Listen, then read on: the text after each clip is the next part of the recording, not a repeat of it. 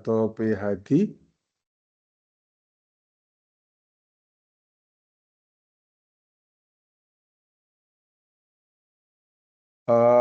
Bersama dengan Ibu Profesor Kes Martini, Pak Dr. Mariono akan membersamai Anda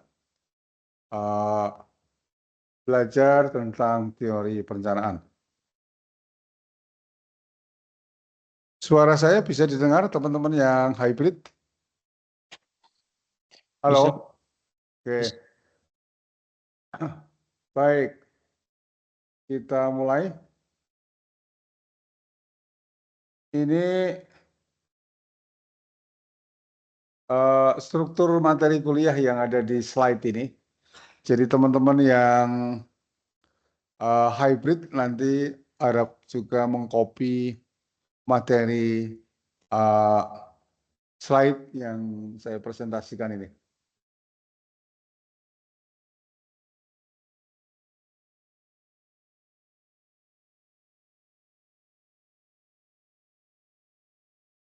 Ini buku wajib, judulnya Dimensi Lingkungan Perencanaan Pembangunan,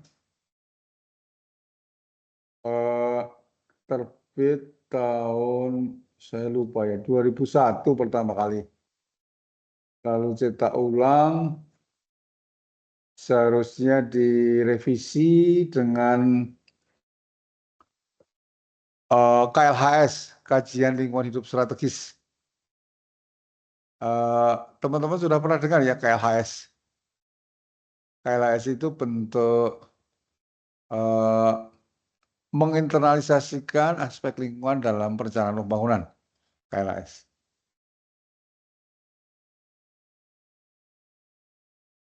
Ini buku Bunga Rampai Manajemen Lingkungan, tulisan di media massa tentang manajemen lingkungan. Buku-buku yang lain yang berkaitan dengan lingkungan.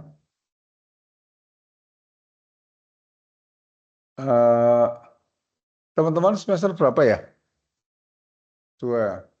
Jadi kemarin sudah ngambil metodologi penelitian ya? Berarti sudah tahu ini.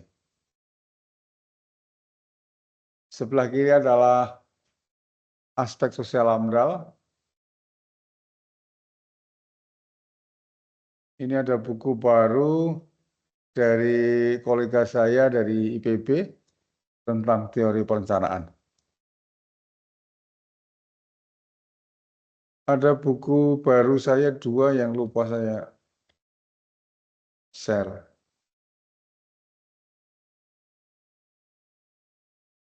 Baik.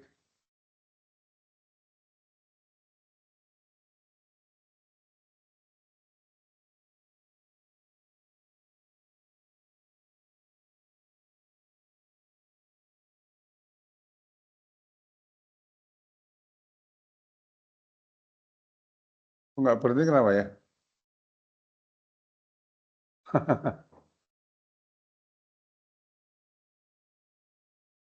Terlalu banyak perintah kali ya.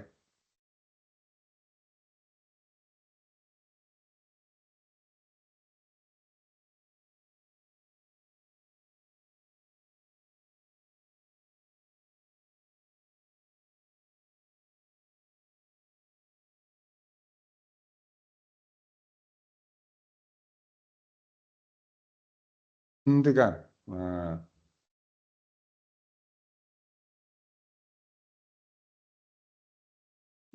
Oke.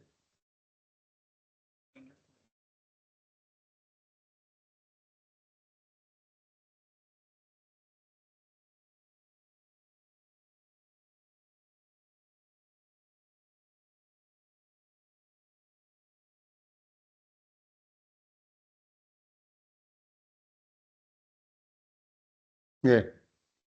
Belum masuk situ sih, Pak. Oh. Sebentar.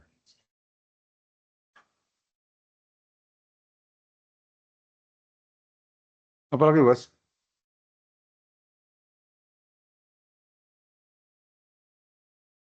Jalan-jalan.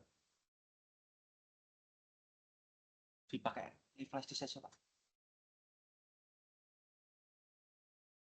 Ini bos, ini Ini dan jalan sih Pak. Mati. Dan ini udah ganti nih Pak. Ya, Ini yang ini. Ya. Ini jalan-jalan lagi Pak.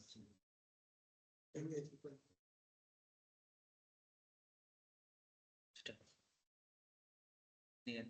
Tiga ya, atas deh.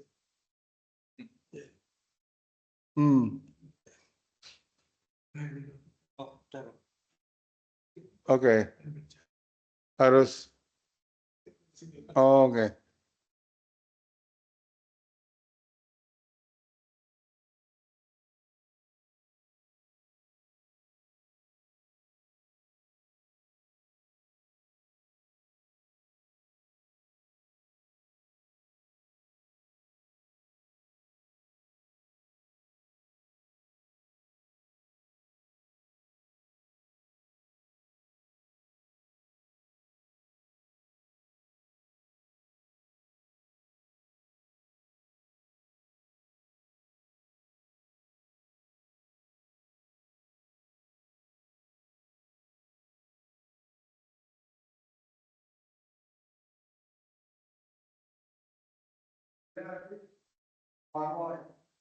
Karena sedianya punya bisa satu,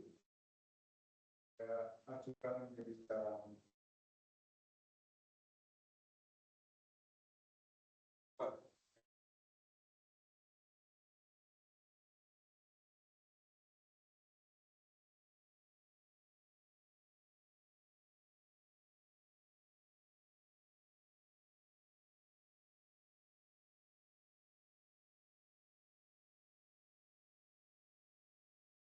ini yang dari operasi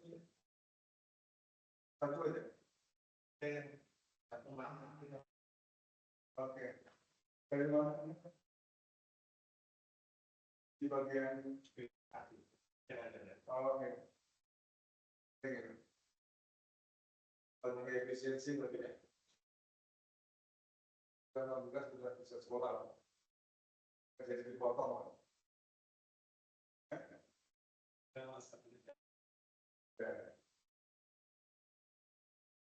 Hasilnya nggak dikurangi. Ini beberapa artikel yang sudah publish dan terindeks fokus yang berkaitan dengan krisis lingkungan dan bencana lingkungan. Kalau Anda sedang menulis artikel, tesis atau makalah yang relevan dengan topik artikel ini bisa jadi referensi. Kalau jadi referensi kan tambah kredit untuk saya.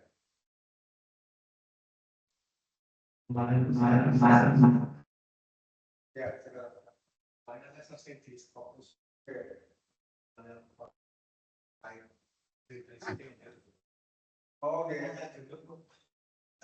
Saya kan salah. Lihatnya mengambil tesis terkait. Nggak bisa kenal. Bisa ditutup. Oh, mungkin nggak masuk fokus itu yang budgeting yang iya yang dengan pilihan saya disertasi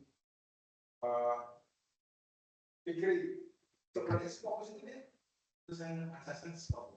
Oh, nggak bisa. Asesmen yang sama mengambil itu. Iya. Mungkin di perusahaan kan disertasi. Iya. Pak Fikri itu S3 sekarang anggota DPR pusat. Fikri Makit. Sebagai disertasi. Iya. Terima kasih. Saya tulis ini. Yang saya tulis di sini adalah yang saya author.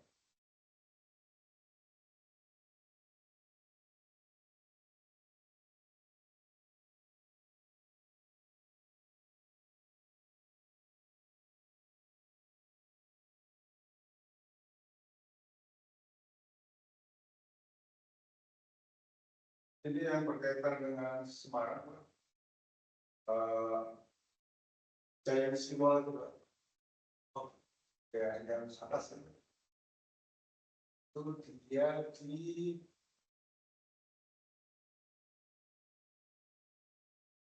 yang ketiga dua.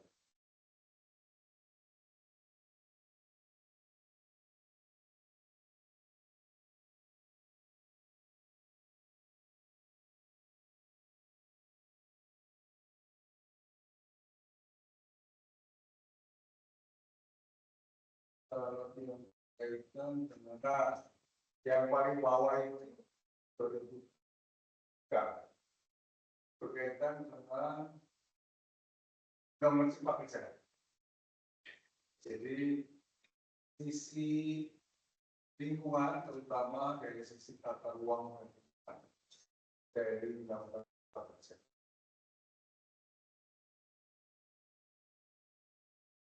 Dua 2024 termasuk saya menurun kerja.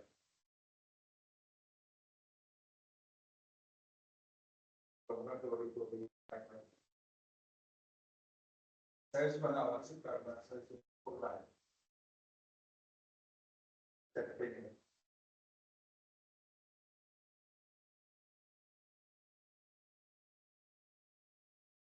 Jadi untuk kepanggil di hobi saja.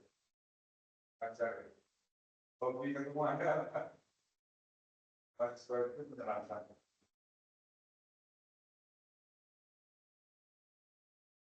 Baik, mari kita mulai. Termasuk teman-teman yang hybrid.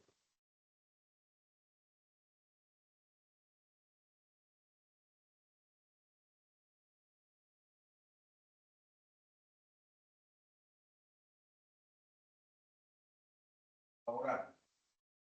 3 poin yang akan kita bahas di mata kuliah kita. Silakan berimajinasi kalau kita pernah mendapatkan tentang hal tersebut, mohon dituangkan di selembar kertas nanti. Ya, silakan.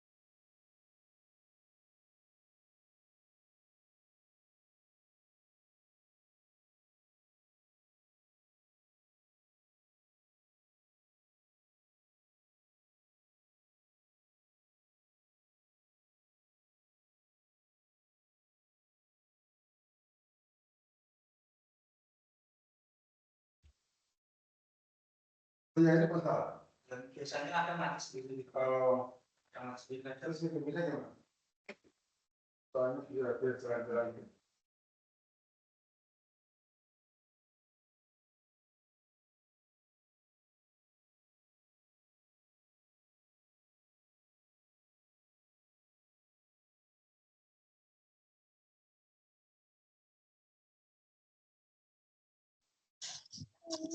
Yang online hadir Pak, ini tadi suaranya hilang dari sini.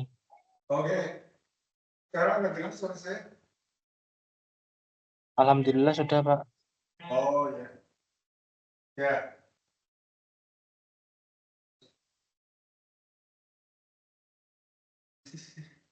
Oke. Ada pendapat? Teori itu apa? Tadi teman kita yang utama menyampaikan teori itu digunakan sebelum kita melakukan penelitian. Kita yang kedua, teori itu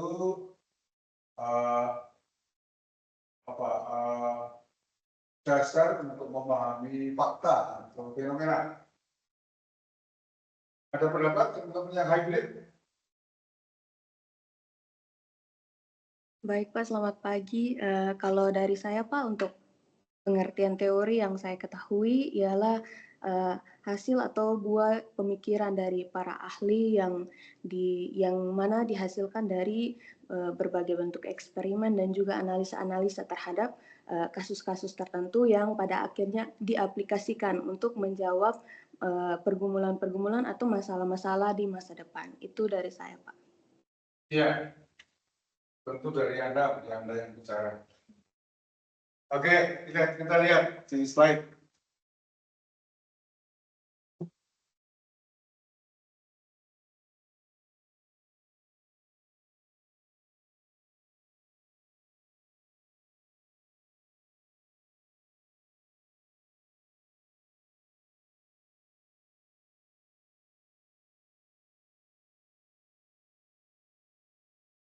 Iya, jalan-jalan lagi ya? Oh enggak. Enggak. Hmm. Oh iya.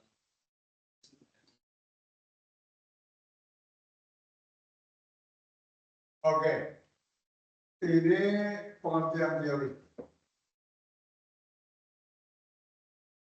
Seperangkat pertanyaan atau prinsip yang dilengkapi principal device itu dilengkapi untuk menjelaskan tentang fakta atau fenomena. Jadi prinsip yang menjelaskan tentang fakta atau fenomena, khususnya sesuatu yang sudah diuji berulang-ulang, repeatedly tested, or is widely accepted, atau secara umum sudah diterima dan digunakan untuk membuat prediksi tentang fenomena alam, ya termasuk fenomena sosial. Jadi prinsip yang menjelaskan tentang fakta yang sudah diuji yang melalui sebuah penelitian, terima dan digunakan untuk memprediksi. Jadi teori itu menjelaskan tentang fenomena dan memprediksi. Teori itu bagian dari sains, bagian dari ilmu yang berkaitan dengan prinsip-prinsip umum dan metode.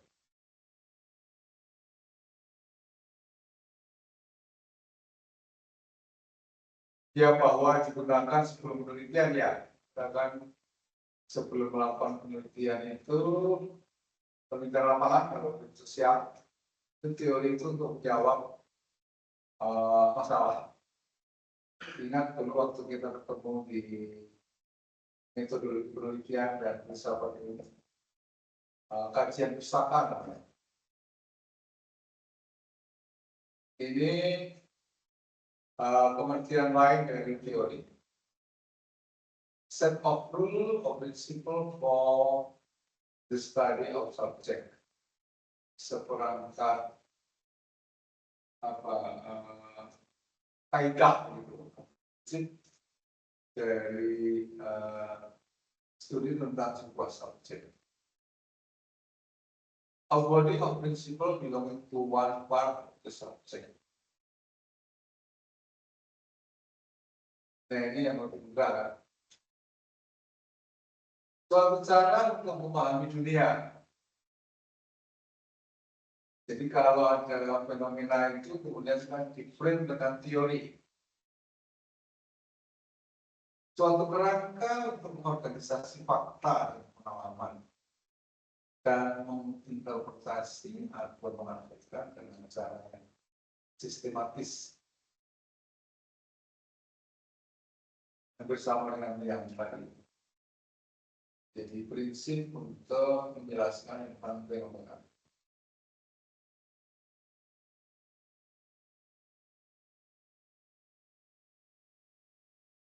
Ini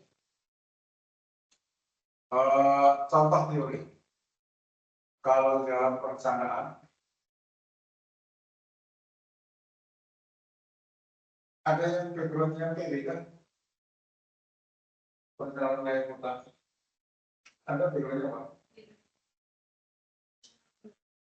Oceanografi. Ilmu komputer.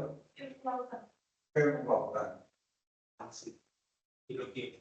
Biologi apa? Di teori perencanaan itu ada teori namanya pusat pertumbuhan atau Creutzfeldt. Itu dikemukakan oleh seorang sarjana Prancis namanya Perroch dan Duville yang saya kutip di buku saya. Dimensi lingkungan perencanaan pembangunan. Jadi teori itu menyatakan demikian.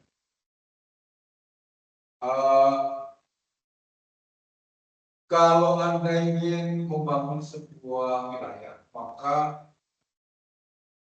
pusatkan kegiatan itu di satu titik, namanya pusat atau kutub. Dengan titik atau kutub pertumbuhan itu, maka akan terjadi apa yang disebut dengan trickle down, tetesan ke bawah.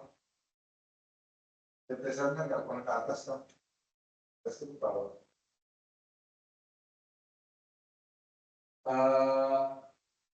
Maksudnya ke bawah itu ke daerah belakang. Jadi kalau Semarang, ya, Ungaran, Demak, Kendal itu daerah yang dapat titisan. Kalau pusat pertumbuhan itu di Semarang. Bentuknya adalah kesempatan kerja, kesempatan berusaha, pasokan bahan baku. Teori populer di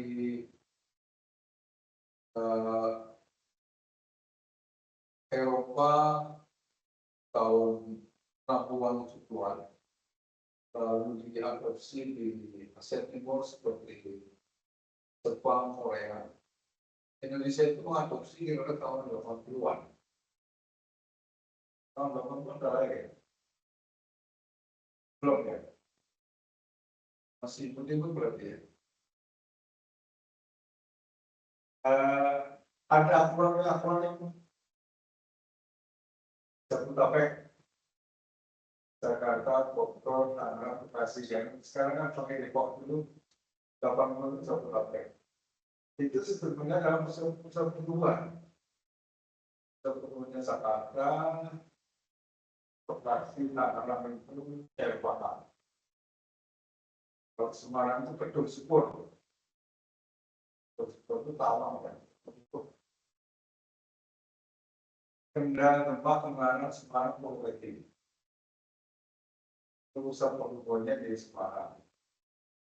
Kalau Jawa Timur namanya gerbang tempat susulan. Gresik, Bangkalan, Surabaya, Sidoarjo, temuan. Keren-keren waktu itu sebenarnya adalah adopsi dari teori pusat pertumbuhan yang sukses di Jepang, Taiwan, Korea. Nah, bagaimana di Indonesia? Mari kita lihat singkatnya ini. Di Indonesia itu yang terjadi bukan sepenuhnya critical down, kekeponakan. Kesempatan kerja itu ada. Tahun 90-an itu Anda masih kecil ya? Atau belum lagi? Itu banyak pemaju dari Sayung ke Semarang. Kan kayak istri itu, naik sepeda. Ribuan. Karena saya penelitian di sebelah saya di kawasan industri. Jadi bagian dari penelitian saya mampu tiap waktu bisa melihat komputer itu maju dari minum parah.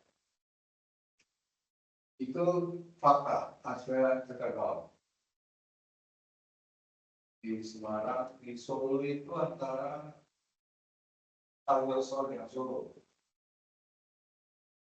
Di Jogja itu antara Wates dengan Jogja pada naik sepeda waktu itu. Jogja itu keren, menamakan dirinya para pemaju itu Sultan, Wangsul Medan.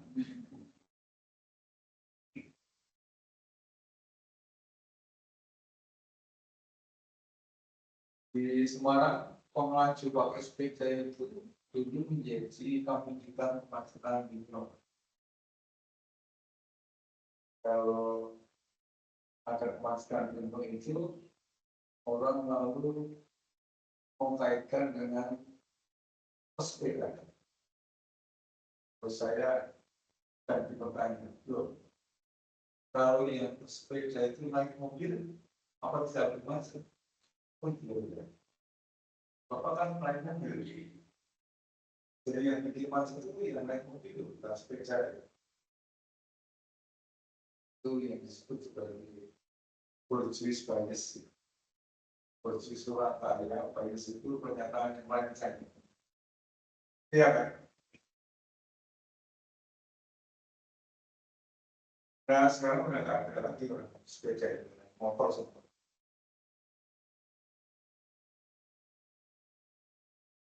Motor kan gampang dengan DP 200.000 atau KTP dapat motor.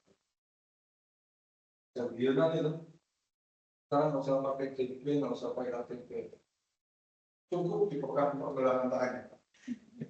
Agar nanti kita saya nggak lupa.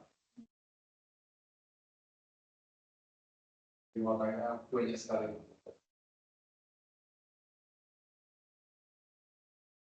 Saya itu kebayang kalau misalnya motor itu produk made in Indonesia, betapa kayanya Indonesia. Semuanya kan dikembali ke termasuk mobil ada yang dalam negeri. Jadi ada terkadang terutama dalam bentuk kesempatan kerja. Tetapi terkadang dalam bentuk yang lain, itu pasokan bahan baku. Kira-kira ada nggak ya? Kalau Anda melihat. Jadi yang disebut sebagai backward forward linkage ya. Backward itu daerah belakang, daerah sekitarnya. Forward linkage ya, tapi dia bahan baku. Pada pasok. Ada nggak ya?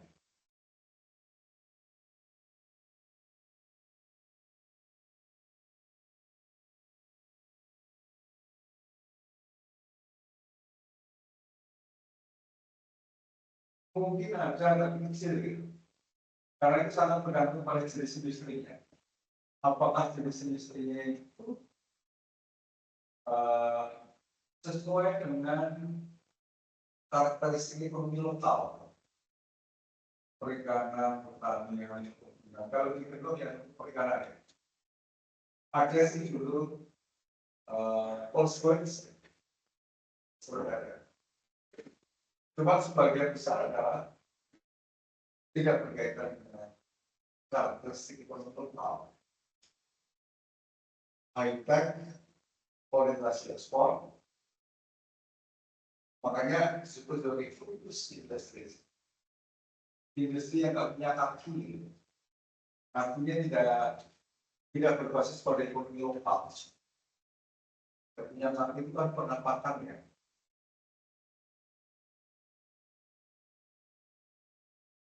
Sehingga hubungan dengan hilir itu tidak mengontrol SDG.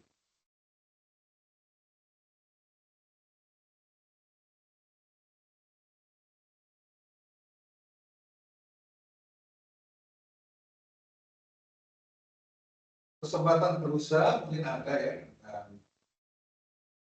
tumbuhnya warung, toko, kos-kosan pasti.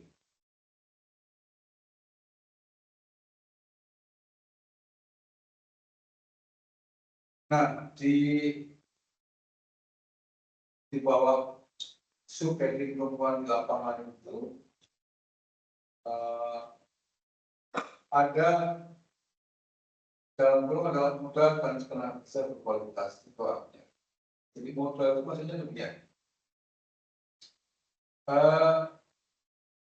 Kalau ada suatu pertumbuhan kalau di Semarang, orang-orang Demak, Ungaran, Kendal itu kalau punya modal itu lebih baik ditanamkan di Semarang atau di daerah mereka masing-masing ya.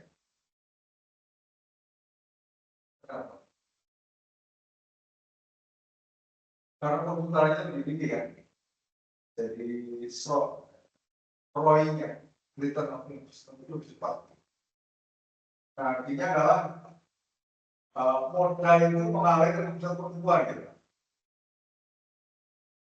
Tenaga kerja yang berkualitas juga mengalir ke pusat pertumbuhan. Ya. Sehingga dalam pelaksanaan tadi ya karakteristiknya adalah perikanan gitu. Mencari tenaga kerja untuk tambang itu sudah susah.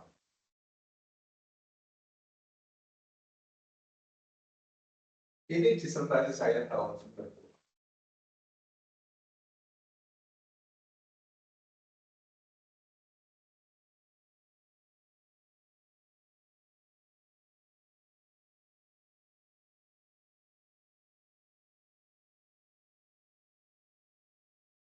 Oke, jadi ada teori lalu ada fenomena di lapangan. Teori itu tadi yang prinsip yang sudah melalui suatu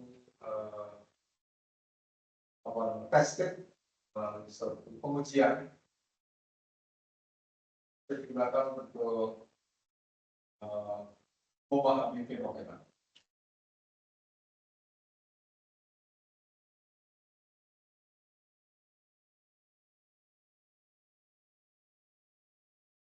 Teman-teman yang hybrid bisa mengikuti ya diskusi kita. Halo. Bisa, Pak. Oke. Terima kasih. Masih tetap bersama kami.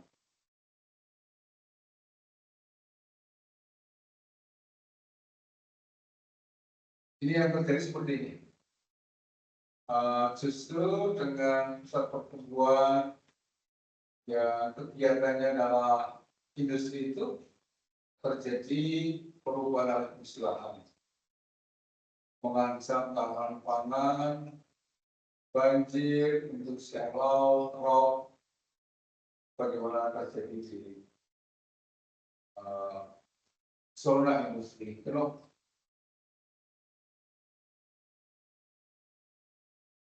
Nah, lalu sebuah penelitian dengan menggunakan teori digunakan jawab masalah tadi, lalu memunculkan teori baru, itu yang disebut sebagai akropolitan. Akropolitan itu kalau di daerah belakang itu karakteristikanya adalah pertanian, maka biarkan mereka tetap menjadi pertanian, pusat pertanian di sana, perikanan di sana atau perkebunan di sana. Atau konsep baru itu namanya desa total, sebuah tesis yang dikemukakan oleh seorang sarjana dari Kanada, sarjana sekolah. Itu pengamatan Terry McKenna itu di Malaysia. Jadi yang desa tetap dibiarkan menjadi desa, tidak berubah.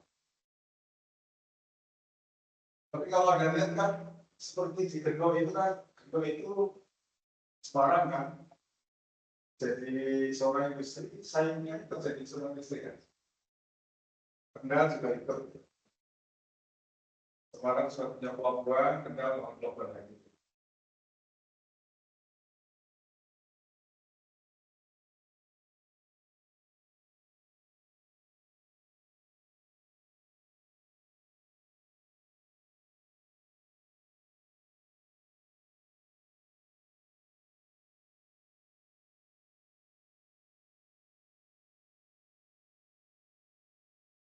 Oke, sekarang yang kedua, yang sudah menjawab pertanyaan nggak apa-apa. Ini perencanaan. Proses menentukan masa depan melalui suatu pilihan, artinya ada prioritas ya. Seperti Pak Prabowo ini prioritasnya adalah makan bergizi gratis, MBG ya. Ya.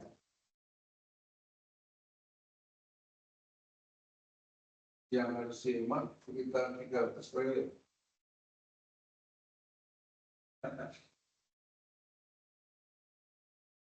Proses mempersiapkan seperangkat keputusan untuk melakukan tindakan masa depan itu percaraan. Melakukan sesuatu sekarang.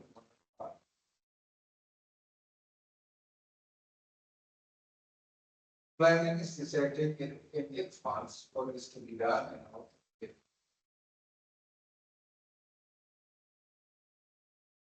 Planning is bringing the future into the present, membawa masa depan ke masa kini, so that you can do something about it now. Sehingga kamu bisa melakukan segala sesuatu itu sekarang.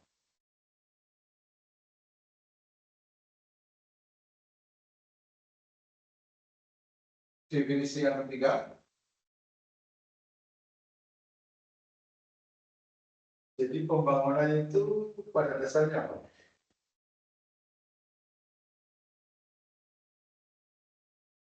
Pada dasarnya kan mewujudkan kondisi yang lebih baik, progres,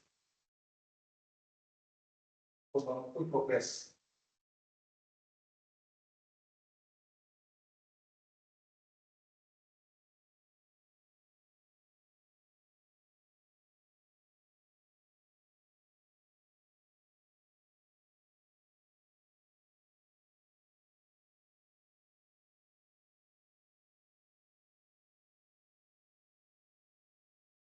Bukan regress, jadi upaya mewujudkan kondisi yang lebih baik, ekonomi, sosial, budaya, dan sebagainya.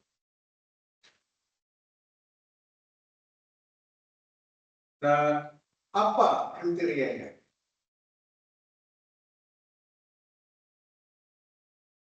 Kriterianya. Ada kriteria yang sifatnya itu kualitatif ya, ekonomi. Pertumbuhan PDB,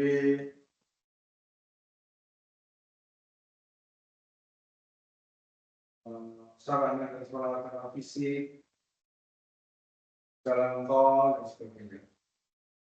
Itu yang disebut sebagai mainstream. Arus utama dari ukuran pembangunan itu adalah ekonomi dan fisik.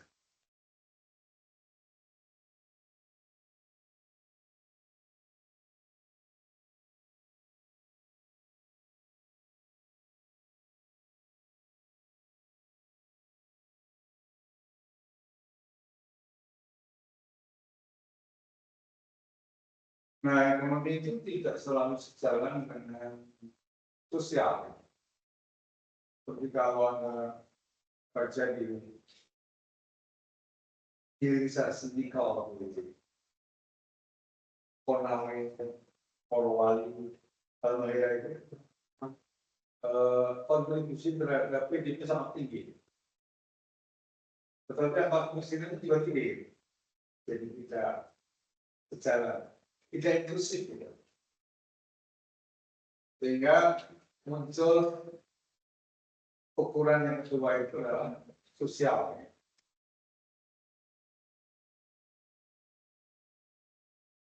Proses untuk menciptakan kemajuan kondisi sosial, kondisi ekonomi dan sosial.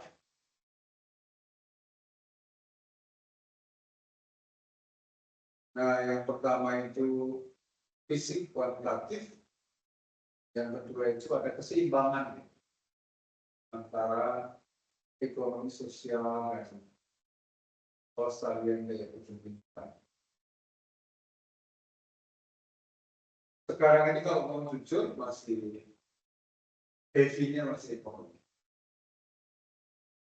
Sejak zaman Pak Harto sampai Pak Jokowi masih di ekonomi dan fisik.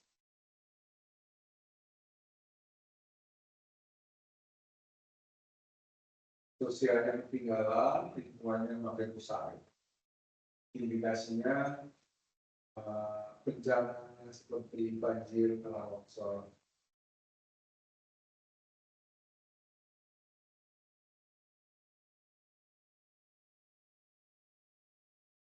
Nah, ini kata peneliti dari LIPI. Pembangunan sekarang, saya mengatakan belum inklusif, masih eksklusif.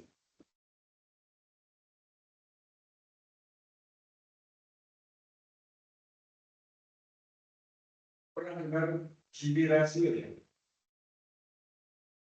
Gini rasio itu, Gini itu nama Gini itu nama sarjana dari Italia yang mengungkapkan tentang kesenjangan secara sosial.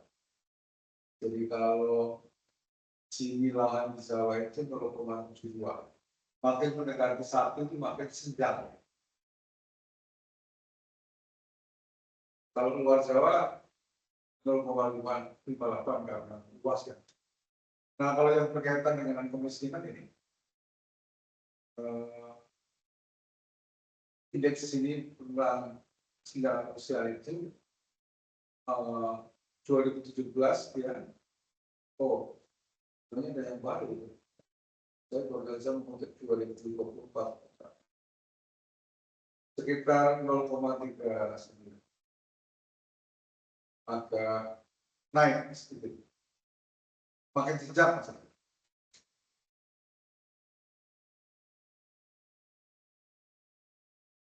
PDB kita 12.000 sekian, targetnya 110. Tahun 2045 kan mimpinya menjadi Indonesia emas negara maju. Hanya tidak paralel dengan pilihan keselamatan. Nah, ini salah satunya diukur dari tabungan, teman-teman. Jadi simpanan yang lebih dari 5 miliar itu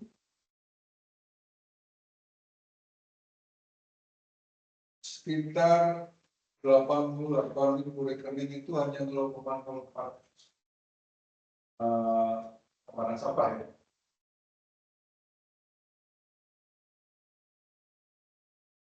1 M sampai 5 M 16,6. Dan di mana itu? Tabungan Anda di mana?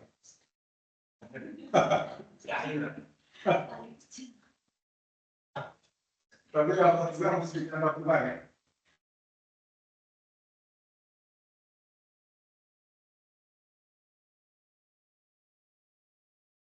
Dari 57,6% populasi Munadipal itu dikuasai 0,12 masyarakat berkarya.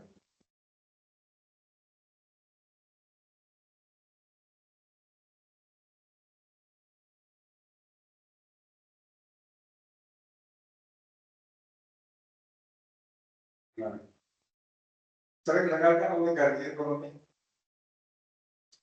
Penguasaan aset dan akses terhadap sumber daya ekonomi dikendalikan oleh sekelompok keluarga. Jadi ini bukan provokasi, teman-teman. Sudah lewat pilkada, pilpres sudah lewat. Ini catatan dan sumber kutipannya. Dan Indonesia tidak sendirian. Kalau di Indonesia itu 40 orang terkaya menguasai 584 sekian pendapatan per kapita, US itu sekian, Filipina sekian. Jadi we are not alone. Artinya negara seperti Amerika itu terjadi juga. Kalau kita buat Trump,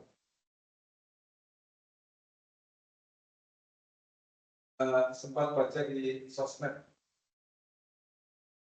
Trump ingin membangun tembok supaya migran dari Meksiko itu tidak bisa masuk ke Amerika. Benar ya? Trump kan big American first, digital American pokoknya berdalam. Dia keluar dari WHO, keluar dari kesepakatan Paris, apa? Iya, keluar dari Iya.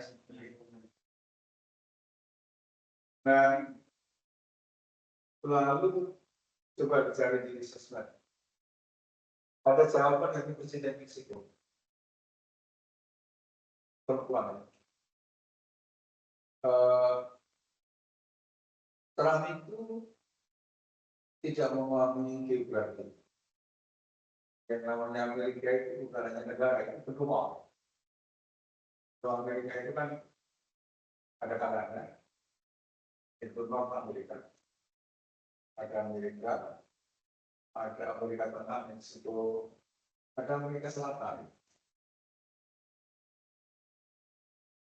Di luar tembok yang akan dibangun oleh Trump itu ada 7 miliar manusia. Siapa 7 miliar manusia ini? Mereka konsumen ya? Mereka bisa beralih dari penggunaan iPhone ke Samsung atau sini itu Huawei. Mereka bisa beralih dari mobil Ford Chevrolet ke Toyota atau Hyundai atau BMW atau Mercy yang lebih canggih.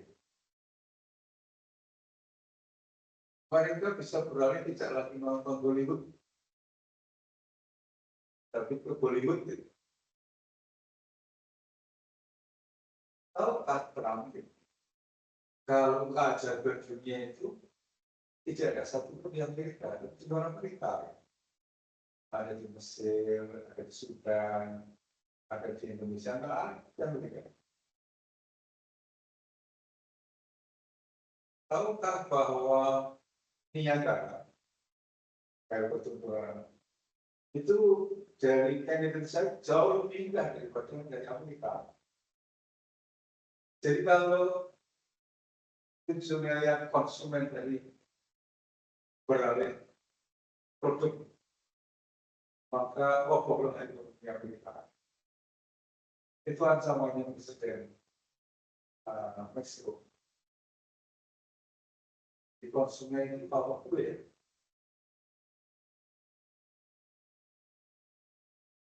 Saya ingat waktu ada pembaik tahun Pak Presiden Soeharto itu jadi wali kota tahun 92 ya. Itu ada pencemaran di Sungai Tapak oleh 12 industri. Sungai Tapak itu ditutup.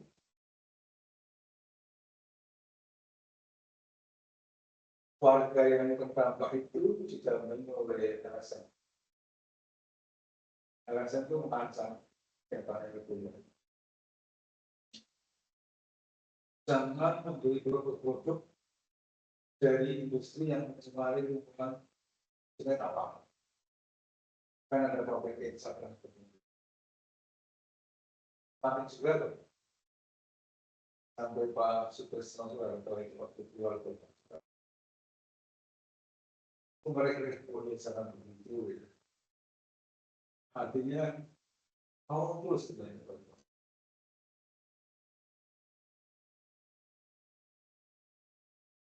Jadi kalau lihat kebijakan-kebijakannya Trump kan kontroversial di luar biasa ya. Ini data tentang data ini menunjukkan tentang fakta pembangunan yang lebih prioritas pada pertumbuhan dan kuantitatif, tapi tidak memperhatikan atau tidak menempatkan sejajar sosial yang ini 70-an minyak, 80-an kayu, 2000 itu mineral, sekarang masih mineral. Batu bara, kesalahan, 5 juta besar.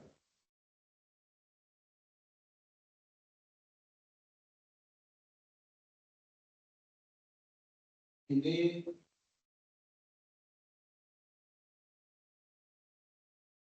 waktu COVID, pilar ke-13 adalah climate action. Jadi selama COVID itu, krisis komitmen to climate action, tentu saja. Karena kan di fokus untuk penanggulangan COVID. Kalau sekarang untuk makan isi krisis. But less environmental footprint.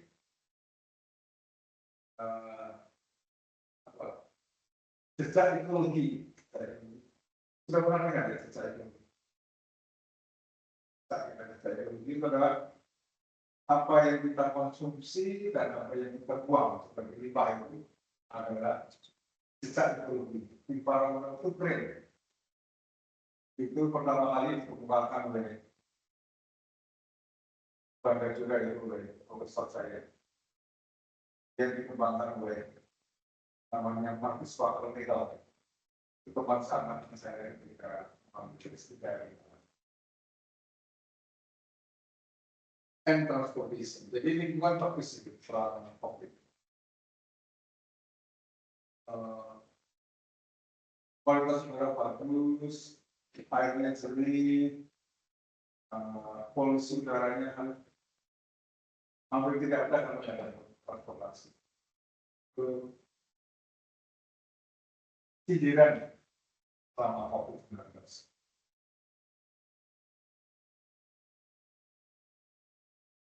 Cuman bukan by design bukan yang bagus bukan, tapi by accident. Karena kecelakaan. Beberapa selalu menunggu iman yang baik karena kecelakaan. Persoalannya seperti itu.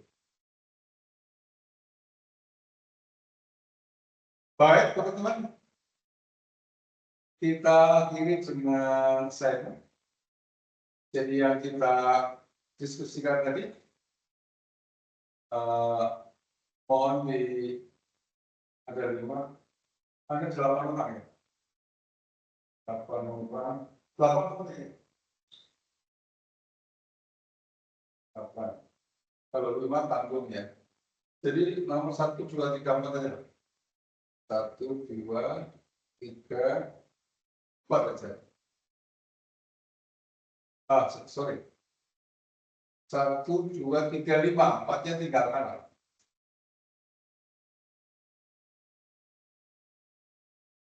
1, 2, 3, 5. Jadi 8 orang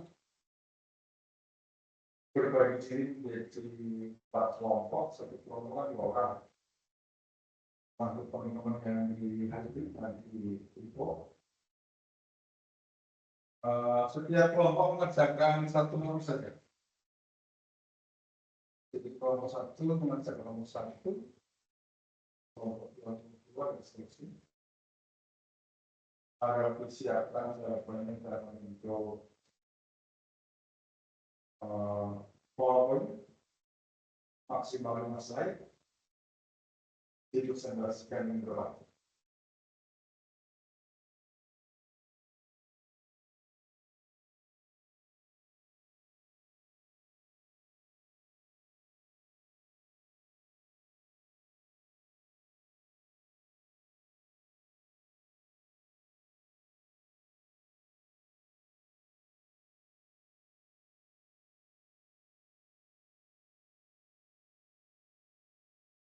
Oke, saya jelaskan ya. Perencanaan itu pada dasarnya baik. Nah, itu baik. Perencanaan itu baik. Yang membuat buruk adalah implementasinya. Bagaimana pendapat saudara? Jadi jawaban Anda itu bisa setuju dengan perencanaan bagus, kira-kira bagus. Tapi ada juga perencanaan yang tidak bagus karena koordinasinya tidak bagus, ego sektoral yang besar, gitu. Juga cari kata susah. Gitu. Jadi awal juga sudah salah. Gitu. Atau bawaan lain. Atau secara lahir. Tapi ada yang perencananya bagus, cuma implementasinya buruk. Mungkin karena cara pemasangan tidak bagus, atau ada intervensi politik ya. Teman-teman DPR itu kalau sudah minta konstitusinya ya susah. Misalnya. Nah, yang kedua ini, arti pembangunan harus ditinjau lagi karena maknanya telah terdistorsi oleh praktek-praktek pembangunan yang justru membuat regres. Tadi kan kita sepakat pembangunan itu progres ya. Tapi ada yang menjadikan regres seperti di Pampang, Pampang Laut atau dia, atau hilirisasi yang belum inklusif.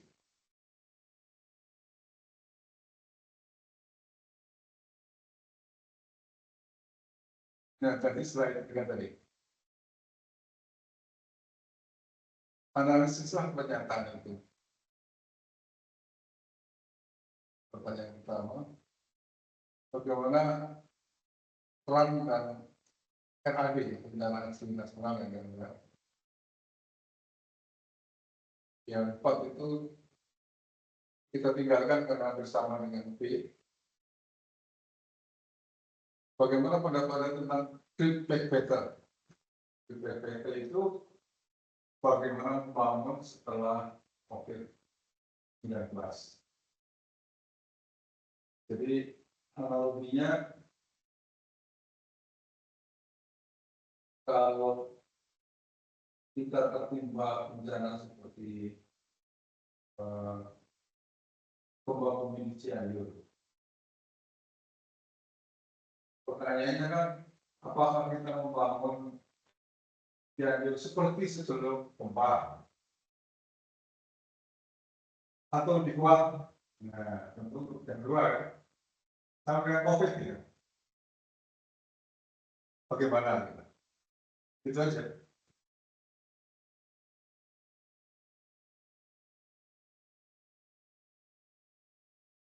Teman-teman yang hybrid, apakah bisa mengikuti?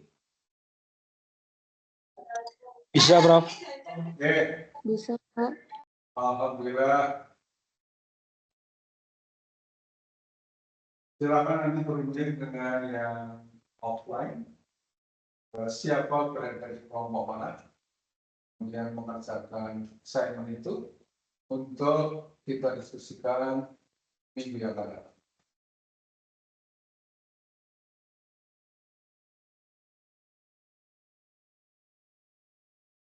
Berapa banyak?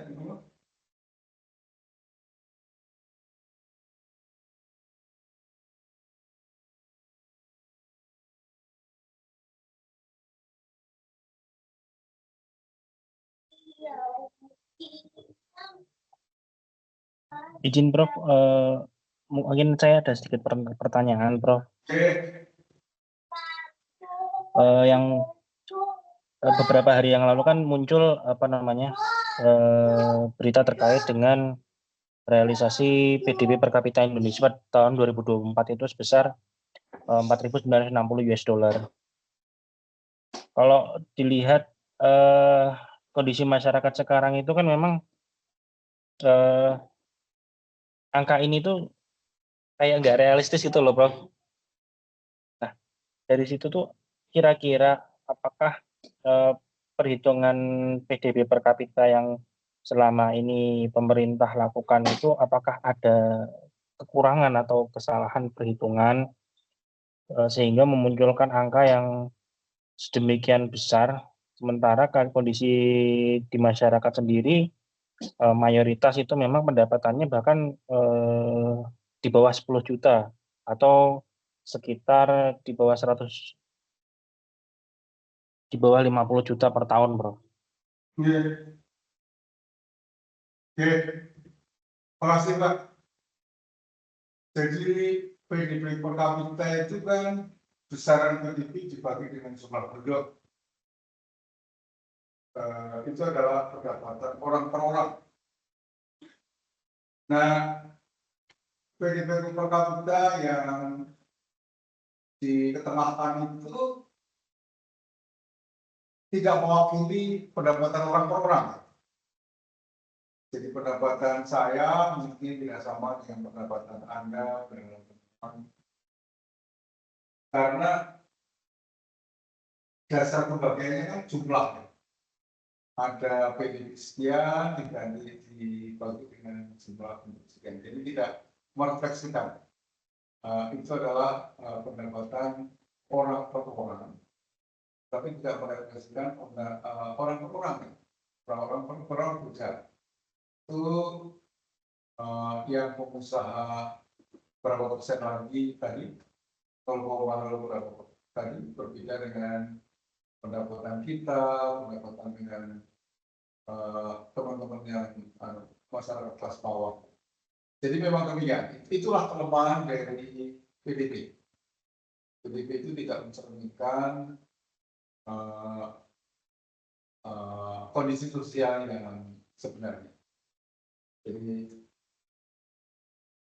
sama dengan hilirisasi itu kan, hilirisasi itu mampu memberikan kontribusi besaran PDB kabupaten, provinsi dan nasional, tetapi belum mampu mengangkat kemiskinan di sana. Jadi artinya itu belum inklusif. Begitu, Pak. Jadi perhitungannya mungkin tidak salah, tetapi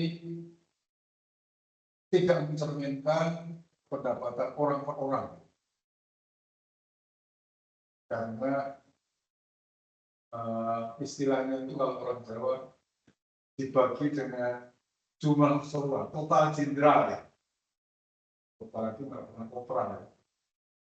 Keseluruhan ya. Gitu, Pak. Baik, Prof. Berarti ada yang terkait dengan pertumbuhan ekonomi dan lain sebagainya itu mungkin bisa dibilang pertumbuhan ekonomi palsu ya, Prof. Karena memang dampak pertumbuhan ekonominya itu nggak dirasakan oleh masyarakat secara langsung gitu, Pak. Ya, pertumbuhan ekonomi yang populernya disebut sebagai pertumbuhan ekonomi yang tidak inklusif atau belum inklusif karena semata-mata menggambarkan aspek ekonomi saja.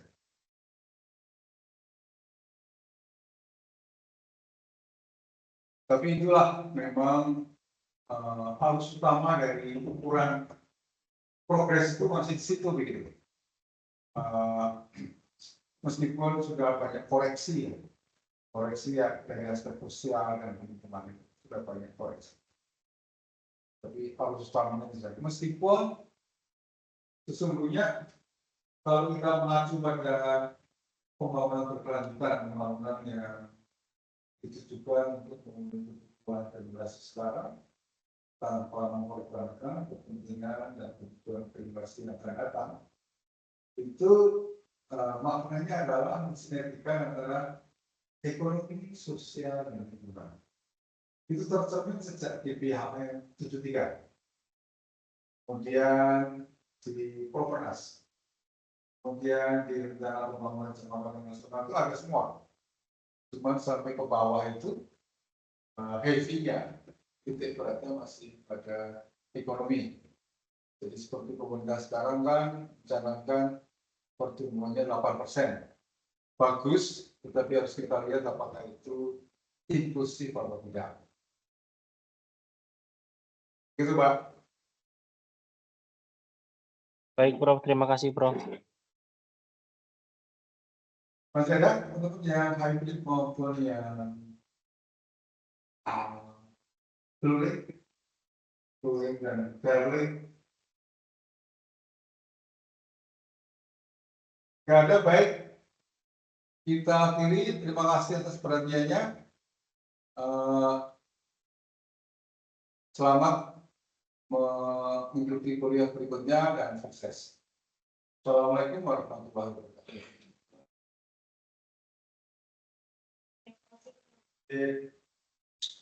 Terima kasih, Pak. Pasti.